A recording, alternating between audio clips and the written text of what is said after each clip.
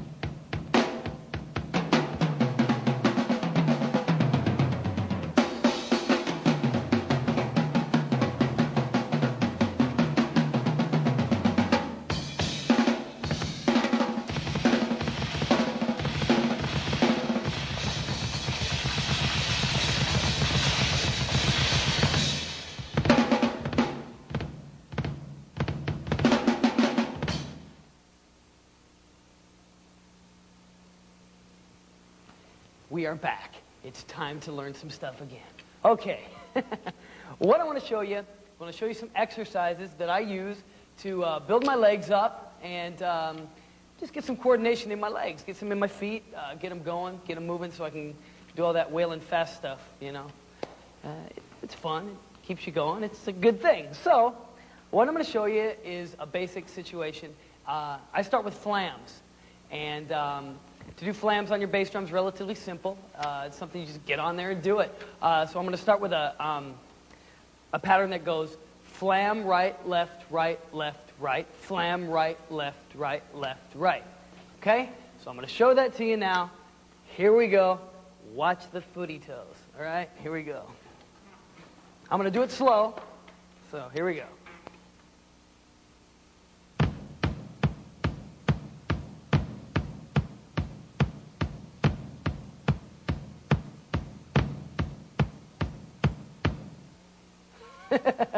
That was simple, huh? No problems? Okay. Getting them faster. I'll let you know what that sounds like after we get to the next one here. The next one I want to do is kind of a same thing. It's a little different. What I'm doing is I'm doing flam right, left, flam right, left, flam right, left. So it's just flam right, nah. So it's fives, I guess. Is that what you would call it? Yeah, fives. Flam right, left, flam right, left. Okay, yeah, okay. We're happening. Let me show you how that one goes. Nice and slow so you can get it.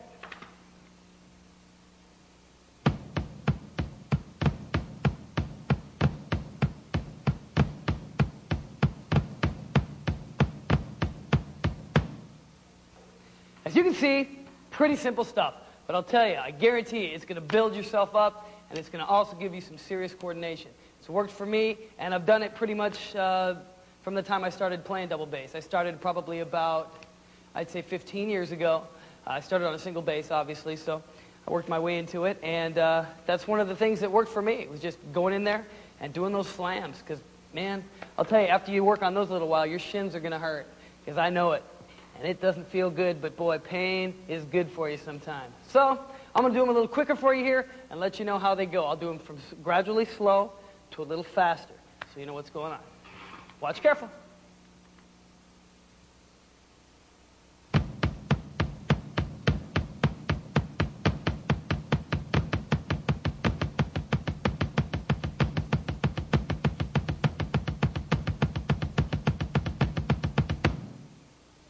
Now I'm going to do the flams in a 5 pattern. That was the second thing we learned. Start off slow, go a little faster, and hold it there for a little bit. Here we go.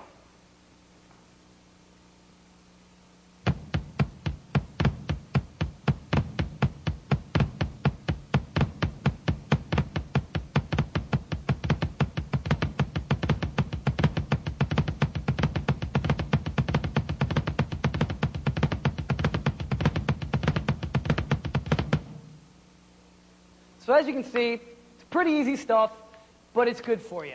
And it works for me. So try it out. If it works for you, great. And give me a call and let me know how it is.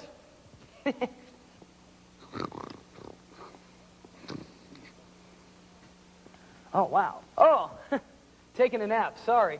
Hey, while we're down here, let me throw this thing away. And let's talk about the bass drum pedals a little bit. Not very many people, get into this aspect of double bass drumming, or even, progressive drumming, or, anything, really. They just kind of say, well, the bass drum pedals, that's what I use, and that's where we go and exercise, which is okay. But I'm going to give you some of the secrets that I've learned and that I'm using now that are extremely beneficial to playing double bass fast and doing some of the licks that I do. Now, what I do is I got the springs extremely tight. Now, sometimes I've talked to a lot of guys that say, man, I can't do that. It's a little hard. It's hard to push down on. But when you got a lot of, push and you got your legs pretty strong, usually, it's like kicking down a door. You're not going to have any problems. So I tighten them really tight. I have no problems with that. Beaters, I usually use wood beaters. We're using the beaters that are stock on the pedals because they look nicer with the drums. So that's the way we're doing it. But I usually use big wooden, like maple rock beaters. So that gives you a little bit extra punch when you bash it. That's basically what I do. I keep them up a little high, pretty much almost to the top level that it can go, that the beater can go, the shaft, so I can just, it just whacks in a major way. The heads I use, I keep pretty tight. I don't keep them real loose because I want to be able to get a lot of bounce out of the head. Reason being, you don't use your legs so much. You don't get so tired. That's an important aspect when you're doing like double bass, heavy metal stuff or real hard rock stuff, fast stuff. You don't want to be, doing stuff like, choo-choo train, and your legs go out on you because you're using most of your leg and you're working your legs so much. So I try to use both the aspects of the pedal being tight and the head being pretty tight too, and that helps. Also, I use a beater pad that has a little, like, fiber disc in the middle. And those things seem to keep it a little, tighter also. It brings a nice kickback to me so I can push it right back in. Also, when I play, I don't keep my foot flat on the pedal when I'm playing double bass and heavier stuff, as you probably have noticed through the video. I keep my, heel up, and that gives me a little bit more, I don't know what the word is. Come on, give me a word. Give me a word. Yeah, enough push. It gives me a lot of leverage. That's a good word, leverage. And so that, that helps out a lot in that aspect. So that's basically what I do to get the fast double bass stuff going. These are great pedals, by the way. I love these things, the DW Turbos, great pedals. So that helps a lot, too. So now that we're done in this area, I think I'll get back to taking a nap. So I'll talk to you in a little bit when the next lesson comes around. See you in a bit.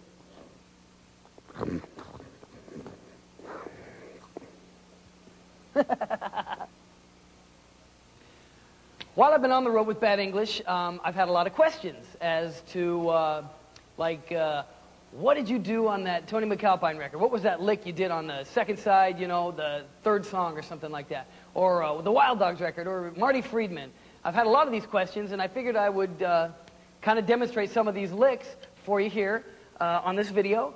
And do them slowly, of course, and then build them up so you know what's going on and you can understand, oh yeah, I've heard that before. Now maybe one of these licks is something you've wondered about. Maybe it isn't.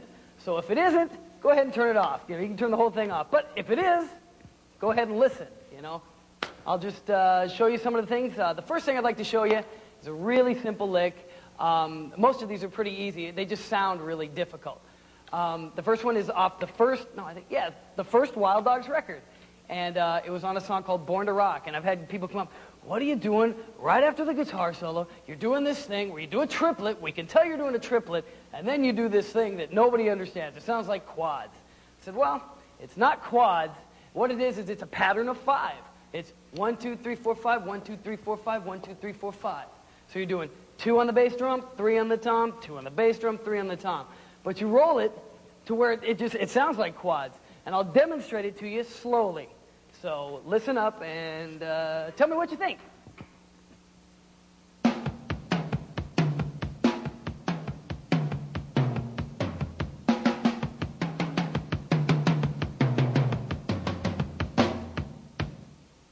That was a slow version of that lick. Now I'd like to do it to you a little fast and let you know what it sounds like a little faster. It's a little slow there. I didn't do it all as long as it usually is. I will do it now. I just wanted to get you a basic feel of what I was doing. So here it is a little quicker, and you'll be able to tell what it is. I'll click off 4, I'll count off 4, and then I'll start the lick.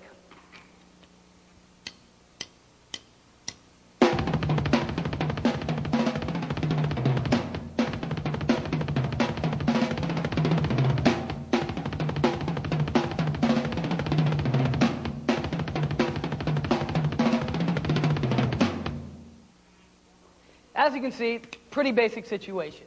It sounds really cool, but if your stereo's not very good, or maybe you have a trashed record that your sister destroyed, you never know. That happens sometimes. It's happened to me. You can't really tell what's going on, and it does kind of sound like quads. It's just like, but that's basically what it is. Pretty simple, no problem. On to the next lick. So this guy comes up to me in New York and says, "Hey, what song is that you do that cool lick on with the ride cymbal and the snare and the double bass? I don't know what it is. I think it's Sword of the Warrior off that Cacophony album, Go Off. Is that 2 hands or 1 with the ride cymbal?" Well, I told him, hey man, it's 2 hands. It's not 1. So basically, it sounds really hard. It's really easy. It's no big deal. I'll show it to you slowly, and then I'll speed it up for you later on. So let's check it out.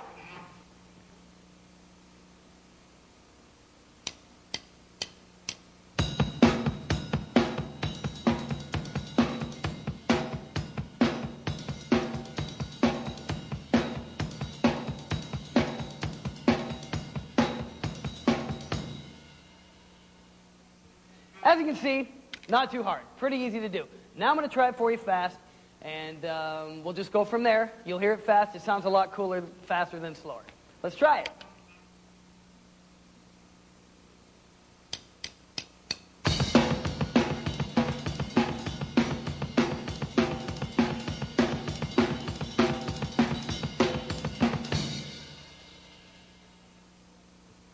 So that's what that is. Pretty easy, no problems at all. You guys should be able to figure it out. You probably already have. So if you have, you can have my job. No, just kidding. That's basically what that is. Let's move on to the next one. So I've had another question about the same type of lick, only on a different album. It was on the Marty Friedman album, Dragon's Kiss, and it was the song, I believe it was Forbidden City. And it's the same lick, only it's a little faster, and it just sounds a little more heavy metal. And I'll play it for you slow, and then I'll play it for you fast. Check it out.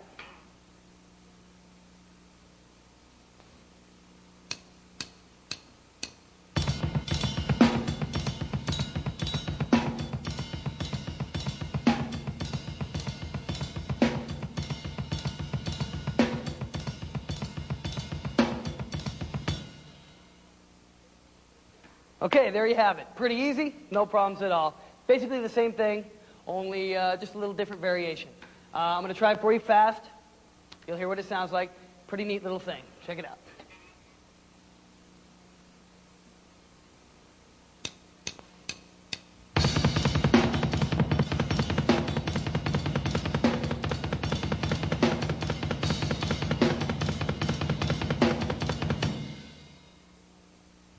Now that we're done with Marty Friedman and Jason Becker Cacophony and those albums, I've been asked a lot about the, I believe it's the first song on the first side of Tony McAlpine's Maximum Security album. It's a little fast riff.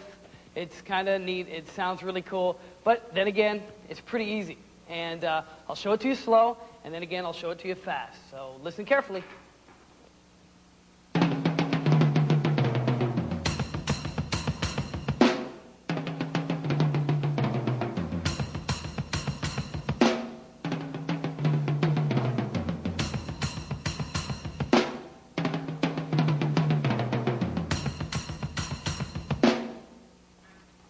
So that's what that is, slow. Now I'm going to try it a little faster, and I'm sure you'll recognize the lick if you've heard the record. So let's try it a little faster now.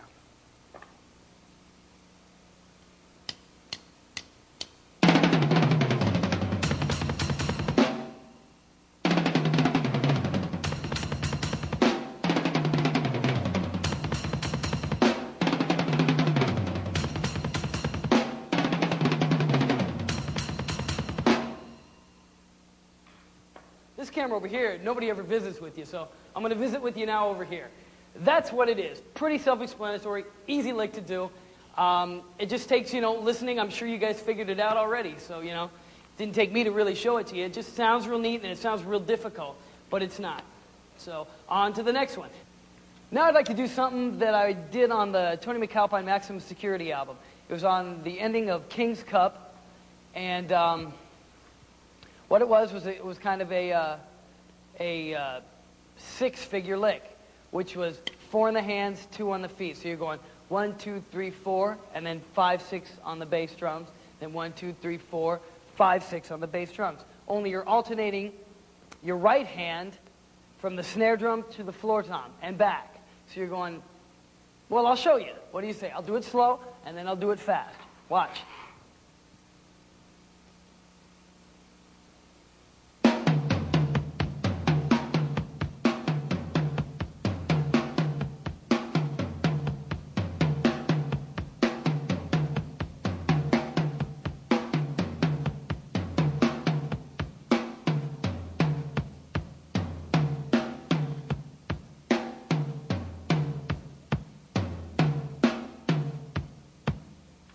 So that was the lick, a little slower.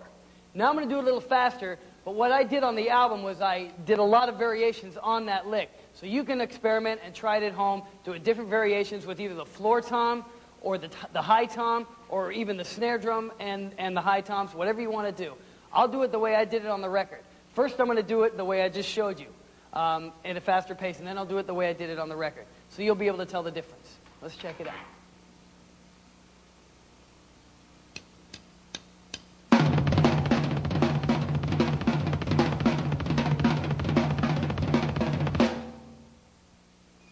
Okay, that was what I showed you at a slow pace, at a faster pace.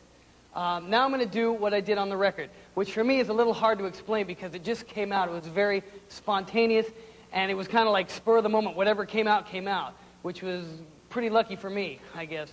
And I was really glad that it came out on vinyl the way it did.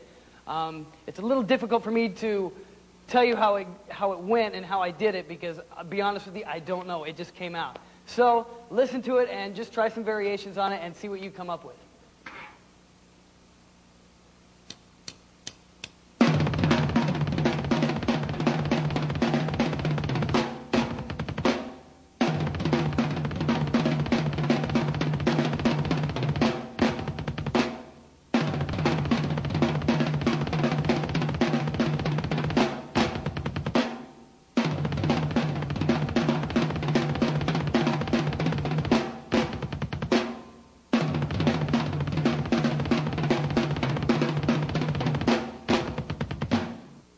So that's what I did on the Tony McAlpine record. It's a little bit different than what I showed you before, but then again, I really can't tell you how I did that. It's something that's real difficult. It just came from inside of me, and I really couldn't explain it.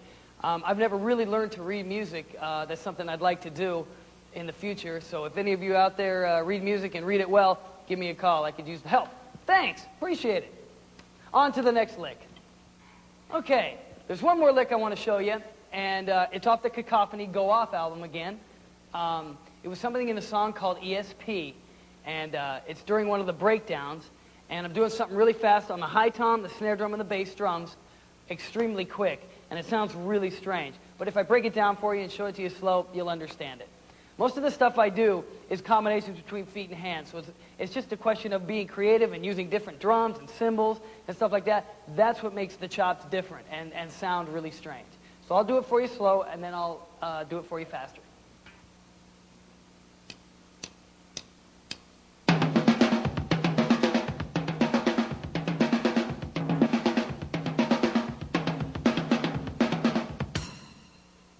Now I'm going to do that same lick a little slower even more. I want to even emphasize exactly what's going on there. So I'm going to do it slower than what I just did it, and then I'll do it a little quicker. So let's check it out a little slower.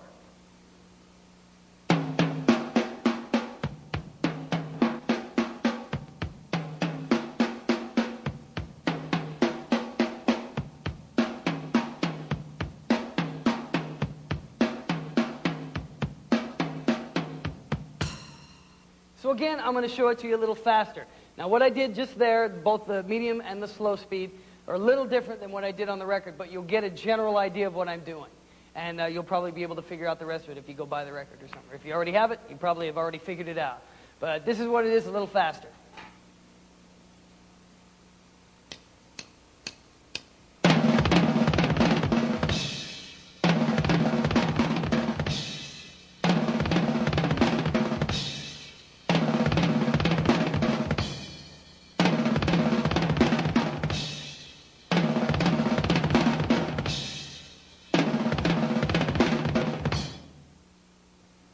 So that's basically it for the licks that people have asked me about.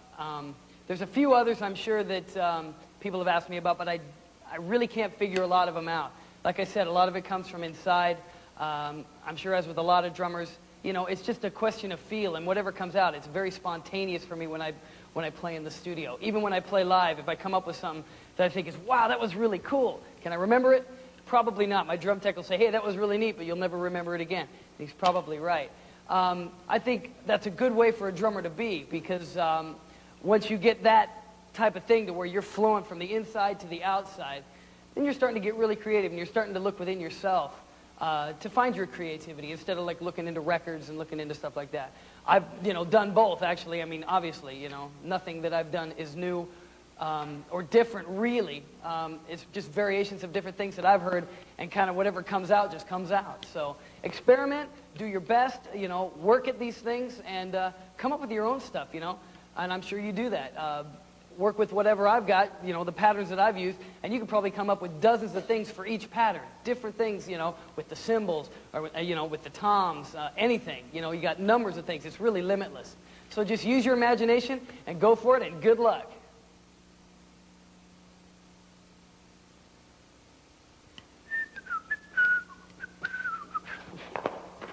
Whoops.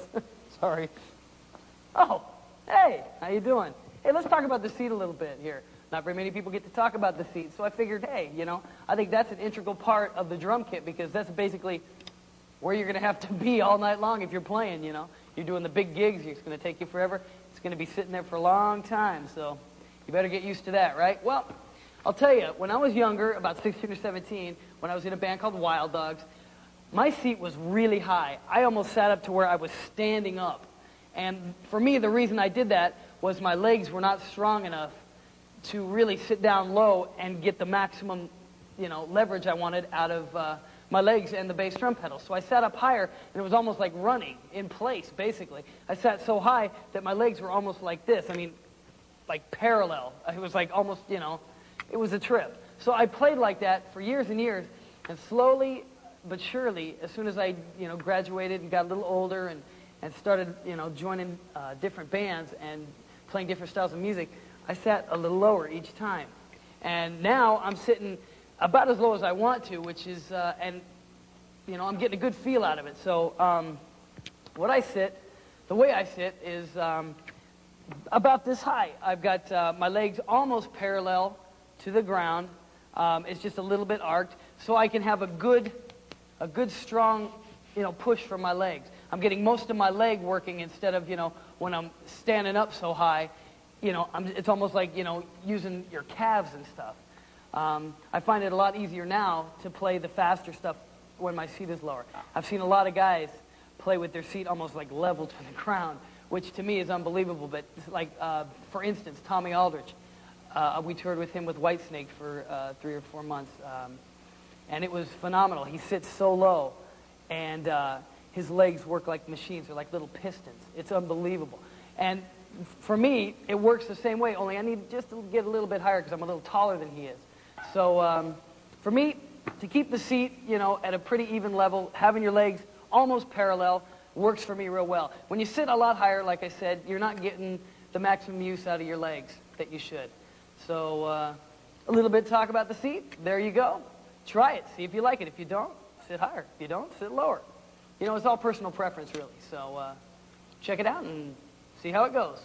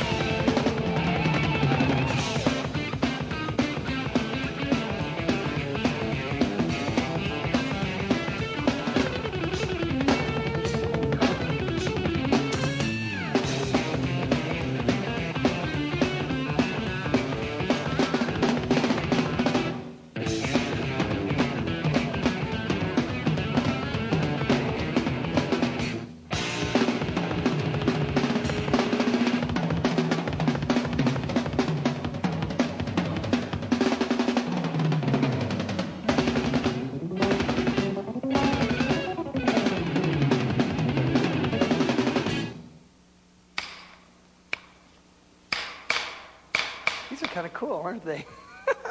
You gotta love these. It's like, whoa, we're on, aren't we?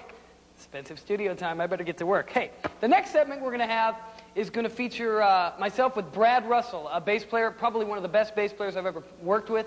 Fantastic guy, great player. What we're going to do is we're going to emphasize different techniques that a drummer can put to certain bass patterns or guitar patterns, anything that you're playing with, and coming up with different rhythms for these things. Sometimes you'll have a thing where it's just boom scan, boom scan. Well, that gets pretty boring if a bass player's going do do da da. You know what I mean? You know what I'm saying? So you try and fix it up. As a drummer, you get creative. Sometimes your band members don't let you. Sometimes they do. But remember, do what you want to do. You're a drummer. I mean, come on. There's us and there's them. So you got to know how to spot the enemy, and there you go. No. Guitarists are not the enemy. I was just kidding.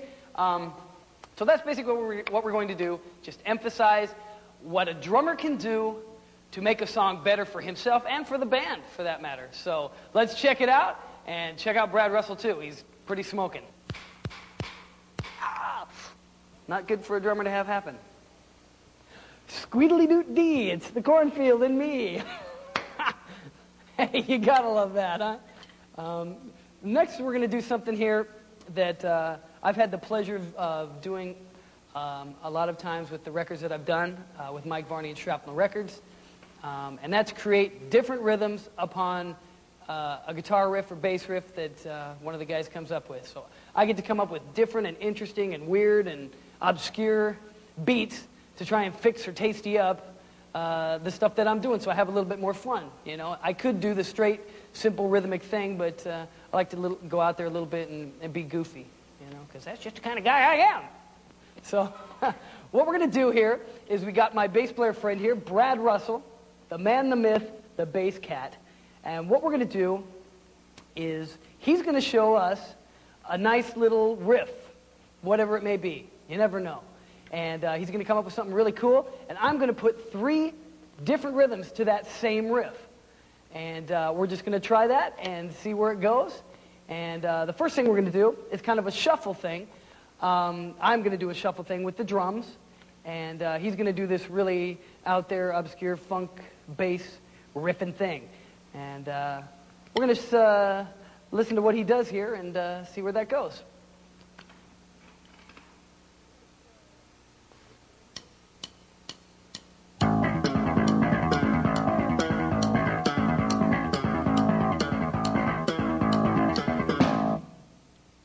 So that's what I have to work with right there. So I'm going to come up with 3 different things to that same rhythm. So the first one I'm going to do is a shuffle. So here we go.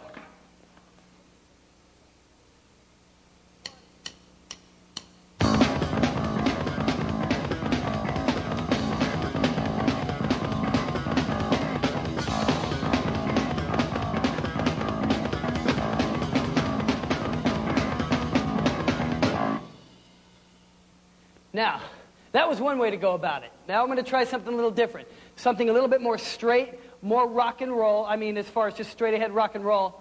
I would say more kind of like a, I don't know, like a Zeppelin thing. Not too much like it, but we're just going to goof off and see what I come up with. So let's go on to the next one. It's going to be the same riff again, the same rhythm that Brad came up with, and I'm just going to kind of work on it and build on it. So this is number 2.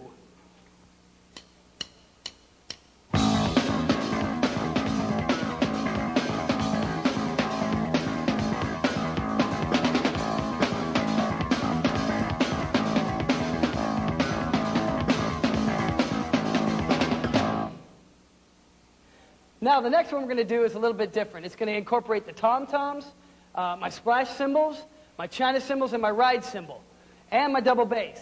It's going to be more of a kind of like a plodding, grooving thing. And I'm sure you'll get the hang of it.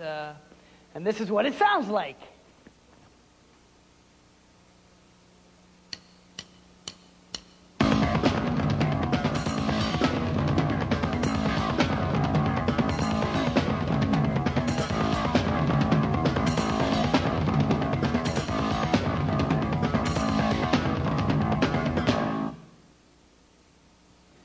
So, that was basically what we did there. I'm sure you can understand it. It's just being creative with what you have to work with. If you have a great bass player to work with, like I've got here with Brad, then you've got a lot of room to expand and experiment and just go wild.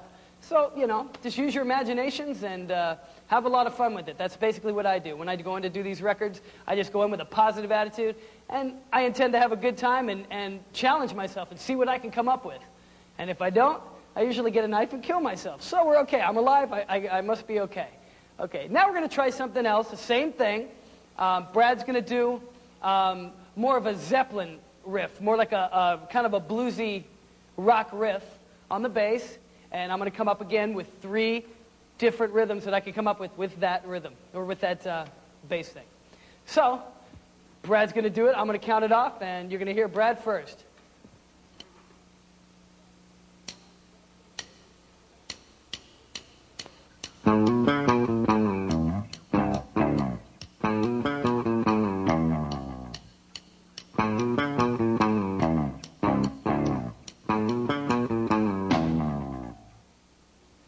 Okay, now Brad's come up with this really cool riff, and it's my job now to fix it up and make it a little interesting for the drummer.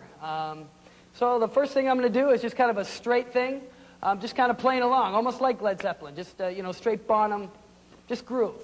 So this is what that'll sound like.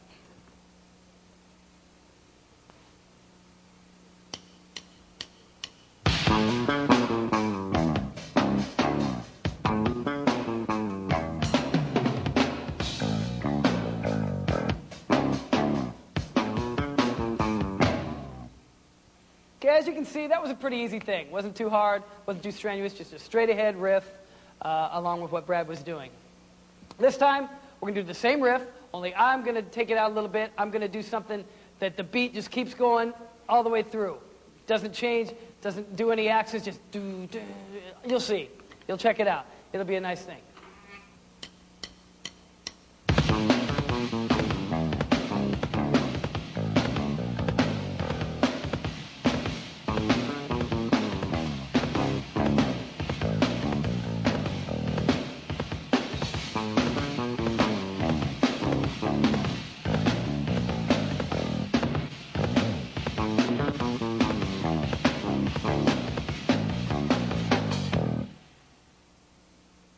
Okay, so you see, that was pretty easy. Nothing too major, you know, just a simple beat, and I just, you know, made it a little different, a little more creative.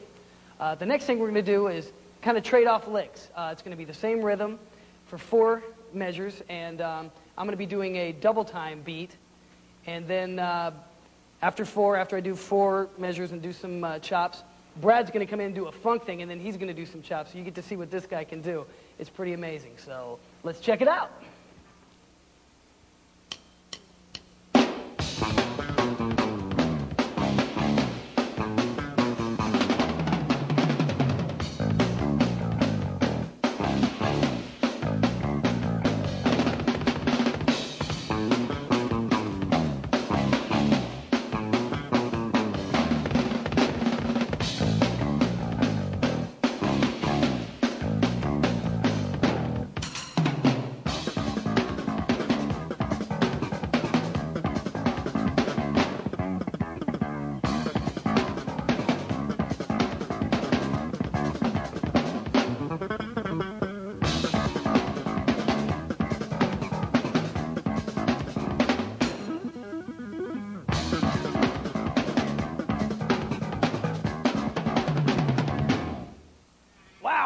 Unbelievable. Brad Russell. Any bass players out there looking for lessons, this is the guy to call. Pretty unbelievable.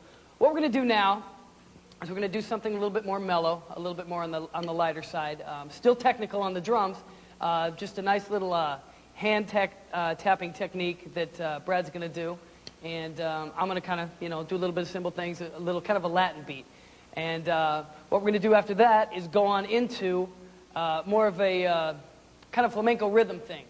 I'm going to kind of play a little bit of stuff, a little beat, nothing real major, and then I'm going to kind of go outside and maybe do some chops inside there and just kind of go outside a little bit. And I'm sure you guys can all follow along, so let's follow along.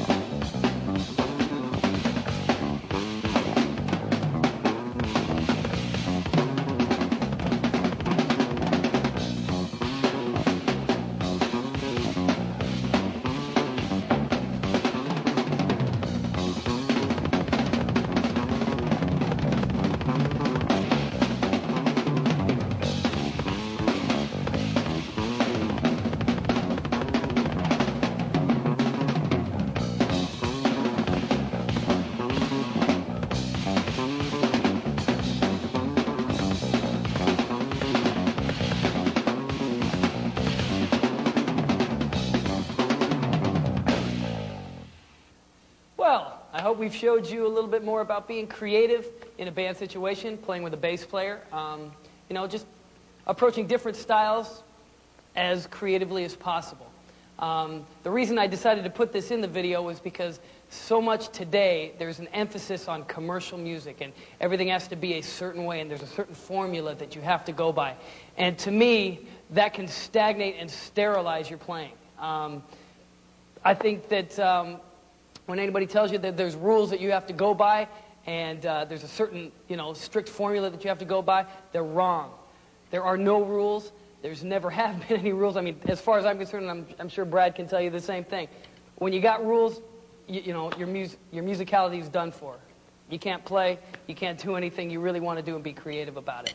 So I think that the best thing for you to do as a player is to play with the players that are going to make you sound the best that you can be, and also, you know, enhance your creativity, make you learn, and make you want to challenge yourself as a player.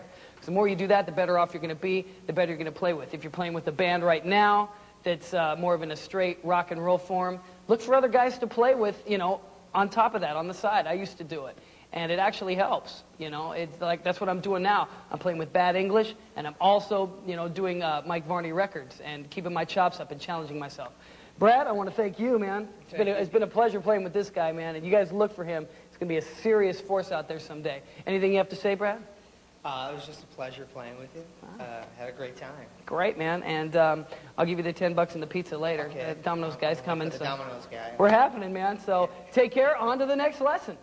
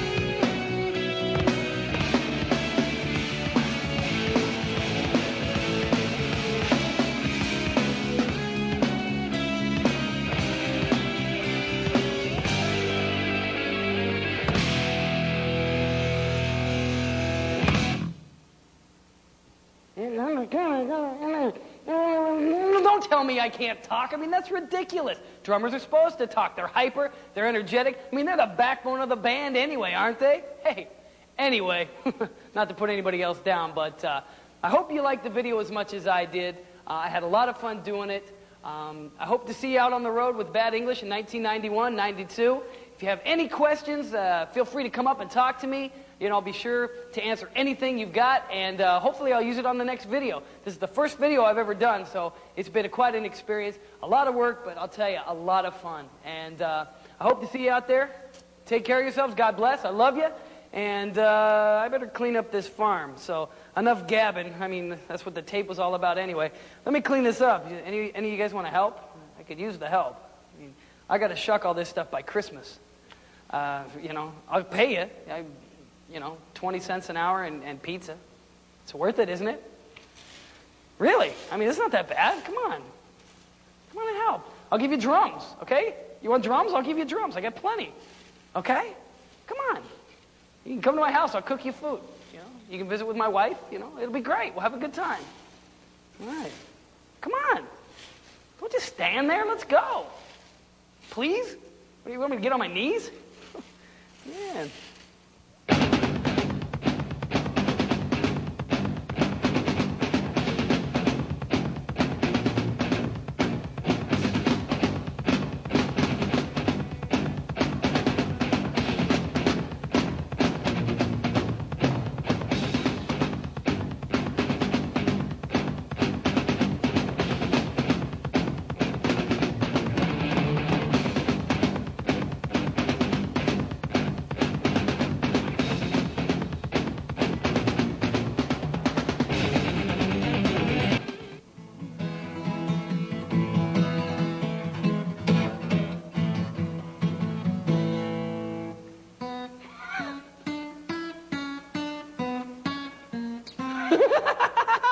I'm good, huh? Woo!